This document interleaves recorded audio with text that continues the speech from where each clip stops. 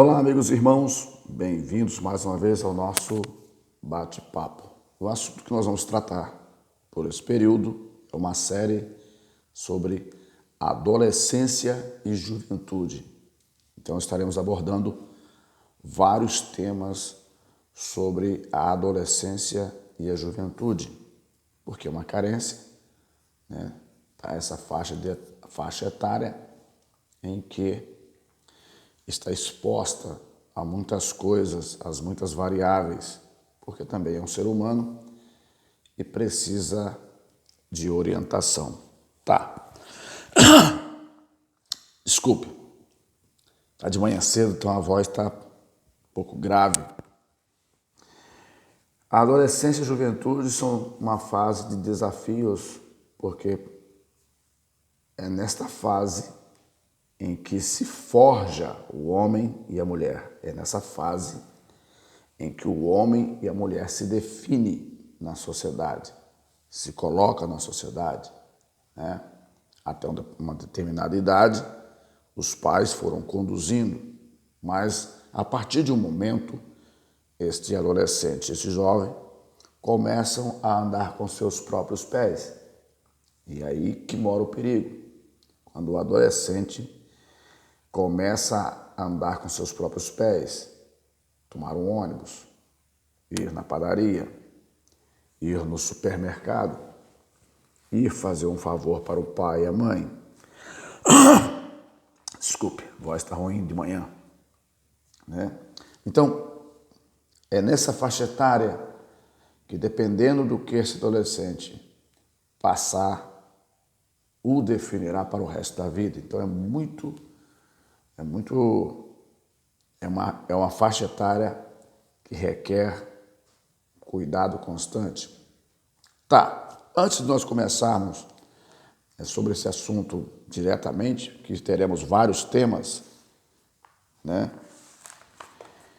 Os temas que nós vamos tratar nessa série é o próprio tema, que é a adolescência e a juventude, o jovem cristão, já que somos no meio cristão. O tema é o jovem cristão, adolescência e juventude, tá?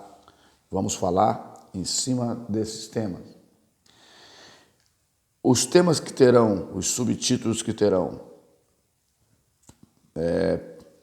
a cada sessão de vídeo primeiro, vamos explorar sobre a adolescência e juventude. Segundo, a espiritualidade, que é o relacionamento com Deus, né? Terceiro, relacionamento, né, na sociedade. Quarto, estudo. Quinto, carreira. Sexto, namoro, noivado, casamento e família. Pronto? A adolescência, segundo, né, as informações que temos, né, em pesquisas, a adolescência ela consiste entre 12 e 18 anos, tá? Em outro site que nós temos aqui, já o site brasileiro, que é o site www.adolescencia.org.br, tá? Ele diz que a adolescência consiste entre 10 e 19 anos, tá? O Estatuto da Criança e do Adolescente, né, diz que a adolescência começa aos 12 anos, tá? E finaliza entre 18 e 19 anos, tá certo? Já a juventude, tá, começa segundo as Nações Unidas, né, entre 15 e 24 anos. Alguns países, a juventude pode chegar até 35 anos, tá certo? Então, por isso que é muito comum você falar que uma pessoa com 30 anos ainda é jovem, uma pessoa com até 35, até 40 anos, alguns dizem que ainda é jovem. Mas 40 anos já passou, já é demais né? Mas outros definem aqui, ó, qual a idade do jovem brasileiro, conforme a Fundação, né, Telefônica Vivo. Está escrito aqui. Isso é um dado de 30 de novembro de 2016. Que parte dos especialistas considera a juventude vem depois da adolescência, ou seja, dos 19 aos 29 anos.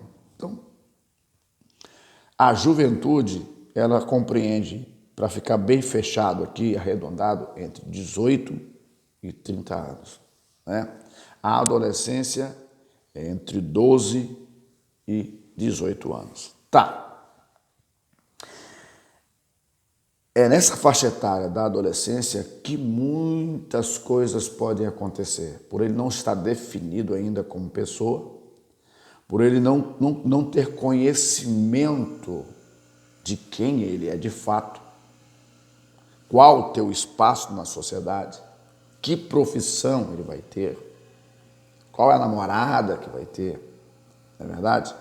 Quais serão as suas amizades, os ambientes onde ele vai enfrentar, as pessoas com quem ele irá lidar, a família, como a família lida com esse adolescente, como o trata, como responde os seus questionamentos, não é verdade? Como a igreja trata esse adolescente, como ela conversa com ele, como ela responde às suas perguntas, não é verdade? Principalmente se ele for um adolescente cristão, como que a igreja, onde ele é membro, pode dar-lhe o suporte que ele precisa para enfrentar os extremos. Ser um jovem cristão, ouvir boas mensagens, muito bom, mas depois que fecha a porta da igreja e que cada um vai para a sua casa, como que é esse adolescente? Para onde ele vai? Quais as coisas que ele absorve? Não é verdade? O que ele aprende no espaço entre um culto e o outro, entre uma reunião cristã e outra, né? Entre o conselho do pastor, do diretor de jovens. Certo que eu fui diretor de jovens por mais de 10 anos. E hoje, sendo um pastor local aqui, né? Eu sou evangelista, mas eu dirijo uma congregação filial ao Ministério IEAD, cujo pastor-presidente é o pastor Haroldo. Eu dirijo, né, esta igreja, estou à frente dessa congregação, já está encostando nos seus 14 anos como primeiro dirigente. E lido também diretamente com jovens. Temos os diretores de jovens, mas pelo fato de ser o líder da congregação, vezes por outra, nós temos que sentar com o jovem ou conversar, resolver os seus problemas, não é verdade? Então, conheço muito bem esse cenário entre adolescência e juventude. Sei os seus anseios, suas dificuldades, suas dúvidas, não é verdade? Já encontrei muito adolescente duvidoso, muitos jovens duvidosos, né? Então, uma das coisas que o adolescente precisa fazer quando ele chegar nessa idade é andar perto de pessoas que tenham boa mente para conduzi-lo a uma vida de sucesso. Senão, cedo, esse adolescente será um adolescente que irá cair em muitas... irá cair em muitas armadilhas, né, na sociedade, ou até em casa mesmo, né, ou por onde ele passar. Muitas armadilhas serão colocadas, muitas atrações serão colocadas à frente desse adolescente. E se ele não estiver bem assessorado, bem orientado, esse adolescente cairá facilmente. Existem muitas discussões acerca do adolescente cristão, do jovem cristão. Jovem cristão. São as perguntas que irei responder nesse período, nessa série, né? O jovem cristão, o adolescente cristão, né? Ele pode ser um adolescente abençoado na igreja? Sim. Mas para ele ser abençoado, ele precisa entender Ele precisa entender o cenário onde ele está. O que ele pode fazer? Até onde ele pode ir? Não é verdade? Ele precisa ser sustentado. Em algum momento ele vai precisar chegar a uma idade, ter que arrumar o seu primeiro emprego. Ele está preparado? Então todas essas coisas nós iremos conversar nesse período. Então, outra coisa que eu quero colocar aqui nessa conversa nossa, eu quero deixar como exemplo para a nossa conversa, para nosso diálogo nesses dias, eu quero deixar como exemplo a história de José. E depois, ao longo da nossa conversa, você vai entender por que eu escolhi a história de José. Tem vários outros jovens bíblicos, né, que estão escritos na Bíblia. Tem vários outros jovens que também foram um exemplo que deve ser seguido. O jovem Daniel, por exemplo, foi um grande profeta. José, que eu escolhi em primeiro plano, ele foi um grande governador. Lembre-se, José foi governador. Desculpa, são 5 da manhã.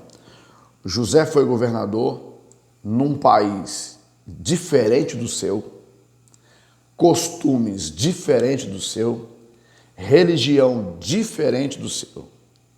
É sobre esses pontos que muitos não enxergam na leitura bíblica. Quero ser claro, não são todos. Alguns ensinadores não enxergam esses pontos. E fica uma coisa sem um esclarecimento. Nós só falamos da história bonita de José, que foi um camarada, que sofreu, que passou um perrengue terrível, chegou no Egito como escravo. Mas nós esquecemos de detalhes dessa história. Ele não foi governador em Israel, foi governador no Egito. Outra coisa, ele não mudou a religião do Egito. José foi governador. Ele era quase o regente principal do país. Não é verdade? Mas ele não mudou as leis do país. Ele não mudou a religião do país. Mas o ponto forte da vida de José é que ele também não abandonou o seu Deus, mesmo estando em terra estranha. A Bíblia mostra José naqueles pontos ali, né? Mas José participou de muitas solenidades que não estava envolvido o Deus que ele servia, que é o Deus Todo-Poderoso que nós todos servimos. Então, é um desafio para o jovem. É isso que eu quero mostrar para você, que você pode ser um adolescente, um jovem cristão, mas nessa sociedade onde você vive, você pode ser um jovem proativo, produtivo, um jovem guerreiro, batalhador. Eu estou falando para moças e rapazes. Quando eu digo jovem, eu estou falando para as duas, tá? Para os dois lados, para as moças e para os rapazes. Estou citando José como exemplo? Sim, mas serve para os dois lados. Então, você pode ser um jovem cristão, um adolescente, mas você pode também ser útil à sociedade que você serve, né? Procurando boas coisas, procurando boas profissões, procurando boas maneiras de viver, né? Porque se esse jovem cristão, esse adolescente cristão, entender o processo à sua volta, compreender o mundo à sua volta, ele vai ser um jovem cheio de Deus, não vai se contaminar, não vai se envolver com outras coisas e vai ser útil para libertar o povo das garras de Satanás. Compreendeu? José, ele foi uma peça fundamental para a libertação do seu povo. Coisa que nós precisamos entender, não lermos as coisas e ficarmos na superficialidade. Que José venceu as batalhas, amém. Muitas mensagens se pregam nisso, eu também já preguei. Agora, qual o cenário que ele estava? Quem eram as pessoas com quem ele estava vivendo? Por que ele não adorou outro Deus? Por que ele não aderiu a outros costumes? Você tem ideia? O nome dele aqui na Bíblia é José, né? Só que o nome que os egípcios deram a ele, para ele ter o nome característico do país, foi outro nome. Mas José não perdeu sua identidade de servo de Deus. Então compreenda isso. Então é papel da igreja orientar esse jovem para que ele seja uma pessoa espiritual, mas seja uma pessoa produtiva também na sociedade, para construir família, para ser um grande profissional ou um empresário. Então é nosso papel como líderes de igreja orientar esse jovem para que ele seja um jovem vencedor. Temos que orientar, é obrigação nossa, dar o ensinamento, a orientação eclesiástica, mas também mostrar as coisas que existem no mundo, aonde o jovem pode ir ou não pode, o que vai prejudicar ele, o que não vai prejudicar, o que ele pode ser. Nós temos que fomentar nesta moça e nesse rapaz o desejo de ser produtivo. Eu tenho 3 filhos, todos os 3 já são casados. Sabe o que eu fazia? Coisa simples que eu fazia como pai. Eu fazia coisa simples. Ó, papai vai ver o caderninho de vocês, tá? Desde o pré. Papai vai olhar o caderninho de vocês e vai dar nota 10. Tá? E eles ficavam alegres. E às vezes eu chegava em casa do serviço, eles estavam com o caderninho em cima de alguma coisa. Quando eu chegava, os 3 corriam lá para pegar o caderninho e me entregar primeiro. Como um gesto simples, né? E não zangava, não, eu quero ver o caderno de vocês, senão vai acontecer coisa. Não, eu falava, papai quer ver o caderninho de vocês, vai dar uma notinha 10 para vocês. Eles ficavam satisfeitos quando eu colocava um 10 no caderninho deles e colocava o meu nome do lado. Então eles passaram a buscar deixar o caderninho deles tudo preparadinho, as atividades que os professores passavam, né?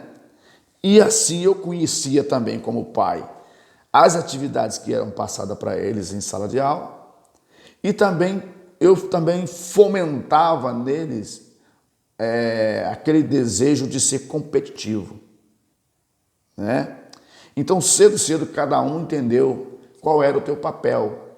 Um foi para um lado, para uma profissão, o outro foi para outra profissão e o outro foi para outra profissão.